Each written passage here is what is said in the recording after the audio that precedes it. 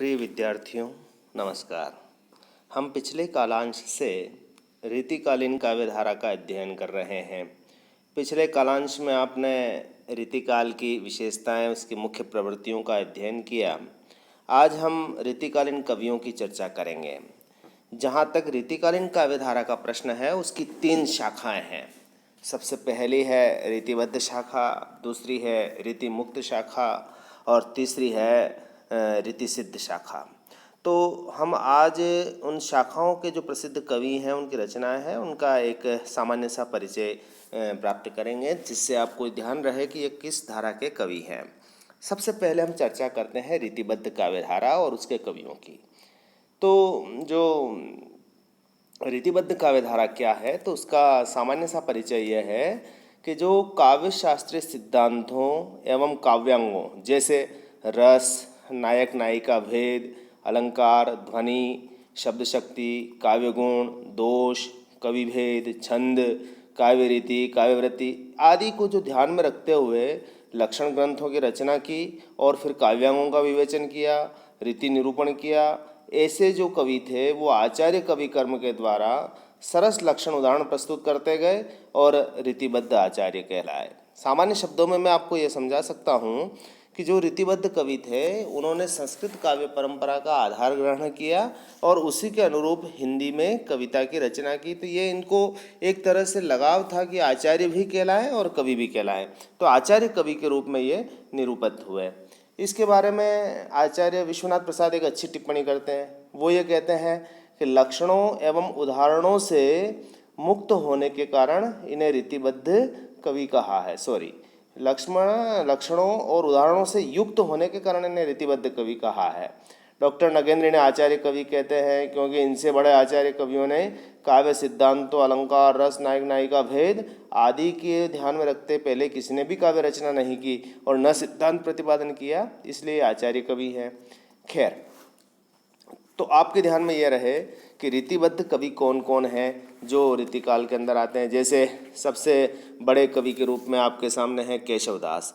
उनकी जो रचनाएं हैं रसिक प्रिया, कवि प्रिया, रामचंद्रिका, नखशिख, यह आदि इसकी श्रेणी में आती हैं। इसी तरीके से मतीराम की रसराज, ललित ललाम, मतीराम सस्सई, अलंकार पंचाशिका, चिंतामणि द्वारा रचित कवि कुल कल्पतरु, रस विलास, काव्य विवेक, श्रृंगार मंजरी, काव्य प्रकाश, छंद विचार। इसी तरीके से भूषण की है शिवराज भूषण, जसवंत सिंह के आनंद विलास, भाषा भूषण, कुलपति मिश्र की रस रहस्य, नखशिख, देव की भाव विलास, रस विलास, अष्टयाम, प्रेमचंद्रिका, जाति विलास, कुशल विलास, सुख सागर तरंग, काव्य रसायन, भिखारीदास की काव्य निर्णय, श्रृंगार निर्णय, रस सारांश, छंदोर्णव पिंगल आदि जो रचनाएं हैं। और इस तरह से एक पद्माकर की भी पद्माभरण, जगत विनोद और रसलिन की रस प्रबोध, ये ऐसी जो महत्वपूर्ण रचनाएं हैं वो इसमें आती है। तो रीतिबद्ध कवियों के जो भी आपने नाम सुने, जैसे केशव, मतीराम, देव, पद्माकर, भूषण, इन सभी ने, चिंतामणि आदि ने संस्कृत के लक्षण ग्रंथों को आधार बनाया और अपना कवि धर्म निभाया। तो एक तरह से ये आचार्य भी थे और कवि भी थे। अब ठीक इसके विपरीत धारा है रीतिमुक्त कवियों की। रीतिमुक्त कवि जो हैं रीति सिद्ध और रीति काव्य धारा के सर्वथा निरपेक्ष रहकर वैयक्तिक प्रेम की स्वानुभूतियों को नैसर्गिक सौंदर्य और स्वच्छंदता के साथ अभिव्यक्त करने वाले कवि कहलाए। इन कवियों ने रीतिबद्ध के विपरीत, यानी रीतिबद्ध कवि जो थे, उन्होंने संस्कृत के काव्य लक्षण ग्रंथों का परंपरा का पालन भी किया और उसी के अनुरूप कवि रचना की, लेकिन इन्होंने उन बंधनों को नहीं माना। अर्थात कहने का आशय यह है कि इन्होंने न तो संस्कृत के लक्षण ग्रंथों का आधार बनाया और न उसी की नकल की। इसके आधार पर इन्होंने जो अपने स्वानुभूति की, यानी खुद की जो अनुभूत पीड़ा थी, उसको व्यक्त करते हुए कविता लिखी।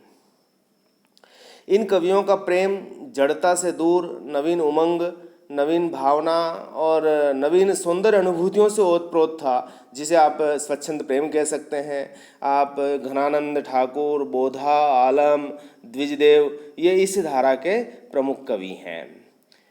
जिसमें इनकी रचनाओं को भी आपको ध्यान में रखना चाहिए कि जैसे घनानंद की सुजान सागर, वियोग बेली, इश्कलता, प्रीति पावस, कोकसार, रस केलीवल्ली, प्रकीर्णक छंद, इसी तरह से बोधा की है विरह वारिश, इश्क नामा, आलम की है आलम केली, ठाकुर की ठाकुर ठसक, ठाकुर शतक, और द्विज की है श्रृंगार लतिका सौरभ और श्रृंगार बत्तीसी। ये सारी रीतिमुक्त काव्यधारा की प्रमुख रचनाएं मानी जाती हैं। तो रीतिमुक्त कवियों में जो सबसे बड़े नाम आपको याद रखने चाहिए वो है गणानंद, बोधा, ठाकुर, आलम आदि। तीसरी जो धारा है, नहीं सॉरी, एक बार रीतिमुक्त धारा को थोड़ा सा ये भी हम समझ सकते हैं कि इनमें प्रेम की स्वच्छंदता के साथ भक्ति, नीति और वीरता का भी स्वच्छंद चित्रण मिलता है। तो इस तरह से जो रचनाएं हैं जिसमें जैसे गणानंद है तो प्रेम के साथ साथ वो कृष्ण भक्ति में भी लीन हो जाते हैं। तीसरी धारा है रीति सिद्ध। ये दोनों के मध्य की काव्यधारा है। न तो ये कुल मिलाकर के ये संस्कृत के लक्षण ग्रंथों की रचना तो नहीं की, लेकिन उस परंपरा से ये मुक्त भी नहीं हो पाए, तो दोनों की छाया इस पर पड़ती है, तो रीति सिद्ध काव्यधारा कहलाती है, जिसमें वे कवि जिन्होंने अपनी कल्पना और स्वच्छंदता के आधार पर नायक नायिका भेद, श्रृंगार के संयोग वियोग, श्रृंगारिक हाव भावों और अलंकारों के सुंदर और मनोहारी जिन्होंने उदाहरण प्रस्तुत किए, वे इस श्रेणी में आते हैं। इन कवियों ने क्या किया कि रीतिबद्ध परंपरा से नहीं जुड़कर श्रृंगार के जो संयोग वियोग, नायक नायिका भेद, अलंकार और नायक नायिका के हाव भावों का जो वर्णन किया, वो चित्ताकर्षक चित्र उतारने में सिद्ध हस्तता होने के कारण ये काफ़ी इसी कारण से सिद्ध हस्त कहलाए और रीति सिद्ध भी कहलाए। यानी कहने का आशय जो घटनाएं थी, जो श्रृंगार वर्णन था, वो इतना चित्रात्मक था कि यहाँ पर इनकी सिद्धि प्रकट होती है, तो इसलिए इनको रीति सिद्ध भी कह देते हैं। जिसमें बिहारी इसमें सबसे बड़े कवि हैं और इस धारा के प्रतिनिधि कवि हैं। जो बिहारी सस्य इस धारा की प्रतिनिधि रचना है, जिसमें 713 दोहे हैं और रीतिकाल की सर्वोत्कृष्ट रचना मानी जा सकती है। इन 713 दोहों के बल पर कवि बिहारी इस काल के बेहतरीन कवि माने जाते हैं और ये जो रचना है उस काल की सर्वश्रेष्ठ रचना मानी जाती है, जिसे कहा गया कि गागर में सागर भरे, यानी गागर में सागर भरने वाली रचना है। इसके लिए एक आलोचक ने तो कहा कि सतसैया के दोहे जो नावक के तीर, देखन में छोटे लगे गाव करे गंभीर।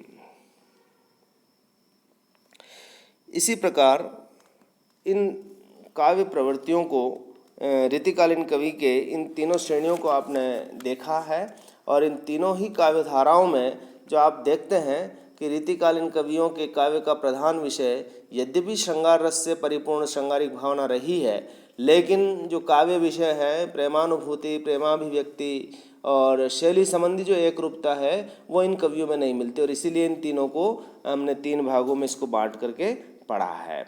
तो आप अच्छी तरह से समझ गए हैं कि इन तीनों ही कवियों में मूलभूत अंतर क्या है। तो एक बार मैं वापस पुनः दोहरा रहा हूँ कि जो रीतिबद्ध कवि हैं उन्होंने संस्कृत के लक्षण ग्रंथों को आधार बनाया और रस नायिका भेद के आधार पर अपनी कविताएं लिखी, जिसमें उनके लक्षण भी प्रकट होते हैं और उसके बाद इनका आचार्यत्व भी प्रकट होता है और उसके बाद इनका कवि कर्म निर्वाह होता है। एक तरह से इन कवियों को यह लोभ था कि वे आचार्य भी कहलाए। रीतिमुक्त जो कवि थे उन्होंने इस परंपरा का पालन नहीं किया और मुक्त जो भाव थे, उनके हृदय की जो अभिव्यक्ति थी, स्व अनुभूति पीड़ा थी, उसको प्रकट किया और एक तरह से वो रीतिमुक्त कहलाए, यानी रीति परंपरा से मुक्त थे। रीति सिद्ध इन दोनों के मध्य में थे, यानी प्रत्यक्षतः उन लक्षण ग्रंथ तो आधार तो बनाए, लेकिन उसका लक्षण और उदाहरण प्रस्तुत नहीं करके एक तरह से भावमय चित्रण किया, तो रीति सिद्ध कहलाए। तो रीति सिद्ध कवि में आपके बिहारी है, रीति मुक्त कवि के प्रतिनिधि घनानंद है, तो रीतिबद्ध में केशव, चिंतामणि, देव पद्माकर आदि कवि आते हैं। मेरे ख्याल से आपको यह स्पष्टता आ गई होगी। कल हम अगले कालांश में हम रीतिबद्ध कवि परंपरा की क्या विशेषताएं हैं उसके बारे में अध्ययन करेंगे।